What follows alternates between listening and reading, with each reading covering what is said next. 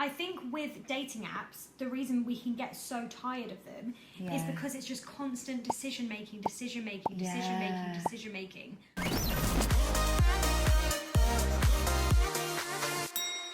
You're tuned in to Season with Soul, and today I'm joined by Katie.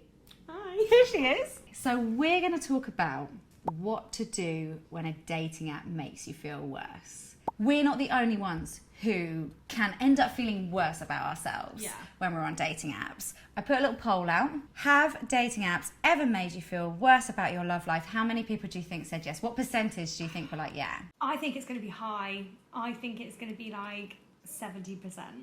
88. Really? 88% of people. Oh, that's so high, isn't it? Yeah, had actually just felt worse being on dating apps.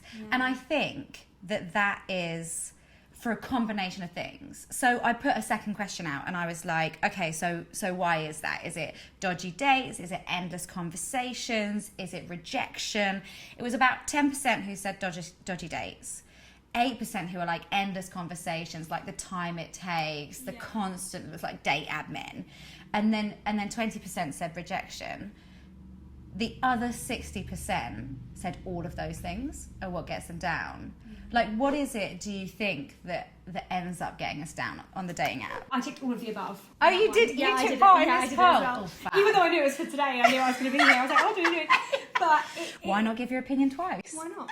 But it is one of those things where I think it's the constant, those three things are basically the talking to someone, the seeing someone, and the finding out whether they like you or not. They're like the three pillars of dating. Yeah. And when all of those things go wrong, you go on like dates that don't work out, that whole like matching, then they unmatch with you thing. Or matching with you and then not engaging in any conversation. No, why did we match? Yeah, like to be fair, I've done that. No, like, we've all done it, but I'm just saying it's not ideal, is it? But sometimes it goes both ways. Sometimes it's like neither of you are talking. You're like, okay, so we kind of saw each other as like a mid-level option. Yeah. And we're like going to exhaust all of our upper tier options before we talk to each other. That was my like scraping the barrel option. But that's okay. We were both so brutal. Both straight. But I think it is true, isn't it? Because like when you swipe for people, there are people that you swipe for that you're like 100%. What they've written is like 100% like what you like agree with, stand for. You feel like you match on like the written level. The pictures are perfect. You're like, great. This is exactly what I'm looking for. But then, when those people never match with you back consistently, then you think maybe I'm like pretending that I'm better looking than I actually am. Do you know what I mean? Like, there is a phenomenon where if you're like on a dating app or whatever, you are more likely to be more attracted to people who are similar looking to you. Yes, that's what I mean. Yeah, that's it doesn't matter necessarily. It's not like, oh, your twin, your brother, but it's like actually that person feels like a great match in that we seem equally physically attractive. So actually, like. So me, for example, scientifically, there could be, like, I don't think I'm an unattractive person, but I'm not paid for my looks. I'm not like, like 10 out of 10 model, whatever. Yeah. I'm actually not that likely to match with someone who is a model. Yes. But I do think like sometimes like maybe then what it is that sometimes I match with people or I swipe for people who I probably wouldn't talk to in real life. Okay. Does that make sense? Yeah, I think I'm more confident on a dating app. But I think go for it. It's like, what's the point in being there? If you find someone attractive, if you think that they're funny, if you like their conversation, go for it. But the issue with that is that if you're getting fewer matches back, then you will start to get into that like dating app fatigue place. Yes. And I think that's a dangerous place, especially because dating apps are so image focused. Yeah. You can think that it's... Are they reading? Because for me, I'm one of those people where like, if you look at me and I'm not your type, then that's totally fine. Yeah. But I hope it's that. But then I do worry that people scroll down and read the things about me and they don't like what I've said. Does that make sense? What have you said? No, that was anything bad. But do you know what I mean? No, like, I don't know, like. What are you putting out there? On Soul, there's that question which says, what are you passionate about? Yeah. So I am passionate about adoption. Yeah. So that's what I've put. Yeah. But I know that there are guys out there who don't ever want to adopt. That's not where they see themselves. Yeah. So for me, I think like I don't mind if someone looks at me and says like, "Oh, not my type." That's totally fine. But I think it's if they For them read to about judge the what adoption thing. Yeah, or like something else that I've written Yeah. about me, that Yeah. feels more personal to me. 'Cause That's interesting. Yeah. So if somebody thinks that you're not compatible based on your preferences and your passions, that hurts more than them just Yeah. thinking, oh, I'm not sure looks-wise she's my type. Yeah, for me it does, because I think like, I'm not bad looking. I think I'm pretty good looking. Yeah. That's where your heart is. Yeah, and I mean, I have been on a date with a guy once who, we talked about what you're passionate about, and then I was like, oh, I'm passionate about like adoption and stuff like that. And then the date ended and he texted me saying he didn't think that God thought we should be together. And that's how we ended it. So I think things like that, that's for me, that's when I can get like more fatigue. It's not like... I got so much feedback on that. Like, I don't know who this guy is and where he is. But when you cut something off with someone, you cannot say it's because of God. No. Just think, like, it's funny now, like, me and my friends, we call it, like, the God said no. Like, that's, like, that story of that date is, oh, do you remember the God said no one? Like, do you know what I mean? Like, that's how, like, you know, it's funny now. But I think that's the other thing about dating fatigue when it comes to Christian dating in particular that's hard, is because there is that element of the faith aspect to it, where... especially because like with Soul and with, other dating apps where you have Christians all mingling together, there are different denominations and different beliefs within Christianity. So I think there is that really heavy faith aspect that can also, I guess, get people down, because there are people that are looking for someone who is just from their particular denomination. I think that kind of brings in it, like, almost there's the romantic element, but then also that faith element that's hard to like balance sometimes. Yeah. And navigating all of that it gets tiring. You know, it really does, particularly if you've had a few disappointments in terms of like conversations that haven't gone anywhere, or dates where, the outcome hasn't been as you would have liked. So have you taken just like an outright break, like either paused your profile or just deleted an app altogether because you were like, I'm not in the headspace for this right now? So many times. I've had really, really long ones of like... Yeah. I think my longest break was maybe 8 months. You want to make sure that you're not just chatting to people and leaving them hanging and stuff. You want to have that like investment of time in there. Yeah. So I've definitely taken a break for myself, because I'm like, oh, this is just so long and I'm really struggling. Or to like focus on other things. Yeah. If you're enjoying this conversation, there is plenty more like that. So like, subscribe, and check out the other videos on the Soul YouTube channel. So what percentage of people who replied to this Instagram poll do you think have taken a break from dating apps because it was getting them down? I don't think it's going to be as high as the last one. Okay. I think about 60%.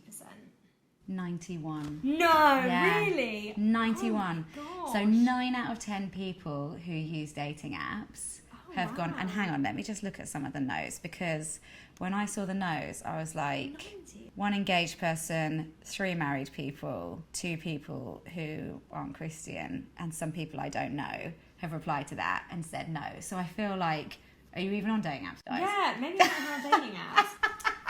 So it's like a huge majority of people who are actively dating, who actually need, it's 9 out of 10, and I'm saying need rather than like just want to, because I do think this is a necessity to take that break. But I wonder if we can't change how we use and interact dating apps so that we don't burn out like that. Have you heard of like decision fatigue? You know, No. like, okay, so it's the whole, okay, this is like really obvious, you can definitely get Bring it. You know, Steve Jobs, the guy who ran Apple, he used to wear the same outfit every day. Yes, I heard that. The reason he did that is because of this idea of decision fatigue. We make so many decisions in a day that by the time we get to the end of the day, that's why we go for the takeaway over making our own food. We go for the simple choice at the end of the day because we just can't be bothered because we're so drained and tired and don't want to go any further. Yeah. And so his idea was, by giving himself a uniform every day that he wore, he no longer had to make a choice about what he was wearing. Yes. Because that choice was automatically just removed from him and taken away.